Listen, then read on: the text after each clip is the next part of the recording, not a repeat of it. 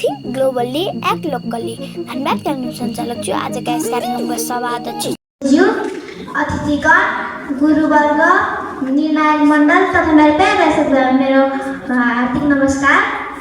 आज म world humanitarian डेको अवसरमा हुन गइरहेको वक्तृत्व कला कार्यक्रम समुदाय सशक्तिकरणका लागि साझेदारी मानवीय कार्यका लागि हाम्रो तयारी भन्ने महत्त्वपूर्ण विषयमा भनिराख्न गइरहेको छौँ। साथीहरू, म सुरुमा एउटा प्रश्न गर्न चाहन्छु। यदि हाम्रो छिमेकमा आगो लागि भएको छ भने हामी पान तमासा हेरेर बस्छौँ कि पान ल्याएर जान्छौँ? यदि हाम्रो साथी बिरामी भएको छ भने हामी सहयोग गर्छौँ कि हाँस्छौँ? यदि आगो लागि, बाढी, पहिरो तथा भूकम्प जस्ता विपद आइलागेमा सरकारले गर्छ भने बस्छौँ कि त्यस समस्याको समाधान खोज्नतर्फ लाग्छौँ? मेरो विचारमा मानवीय कार्य भनेको अरूको दुःखमा साथ दिनु हो। साथीहरू, मानवीय कार्य भनेको कुनै ठुलो संस्था वा सरकारले गर्ने काम मात्र होइन। मानवीय कार्य हाम्रो घरबाट, विद्यालयबाट र हामी विद्यार्थीबाटै सुरु हुन सक्छ। त्यसैले एउटा व्यक्तिको प्रयासले मात्र ठुलो परिवर्तन हुन सक्दैन। त्यसैले आवश्यक छ साझेदारी।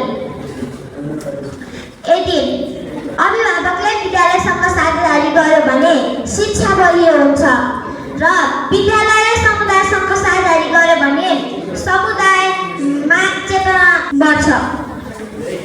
यदि स्थानीय सरकारले नागरिकसँग साझेदारी गर्यो भने विकास प्रभावकारी हुन्छ। एउटा हातले मात्र ताली बजाएर ताली बज्दैन र धेरै हात मिलेर संसार बदल्न सक्छ। त्यसैले हामी सबै मिलेर विपदको पूर्व तयारी गर्नुपर्छ।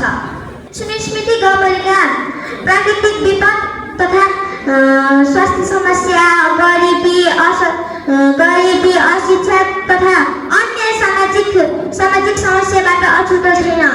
त्यसैले हामीले विपदबाट पूर्व तयारी गर्नुपर्छ। विद्यालयमा प्राथमिक उपचारबारे सिक्नुपर्छ। बाढी, पहिरो, भूकम्प जस्ता विपद आइपरेमा कहाँ जाने भन्ने कुरा सिक्नुपर्छ। र सबैभन्दा महत्त्वपूर्ण कुरा, हल्ला होइन, सही सूचना फैलाउनुपर्छ। हामी विद्यार्थी साना छौँ होला तर हाम्रो सोच सानो हुनु हुँदैन। हाम्रो पद ठुलो छैन होला तर हामीले ठुलो जिम्मेवारी बोक्न सक्छौँ। त्यसैले आउनुहोस्, हातमा हात। म अन्त्यमा यही भन्न चाहन्छु कि समुदाय बलियो बनाउन सरकारको मात्र हात हुँदैन, हामी सबैको हात हुन्छ। त्यसैले आउनुहोस्, हातमा हात जोडौँ, मनमा मानवता जगाऊ। जय समुदाय, जय मानवता।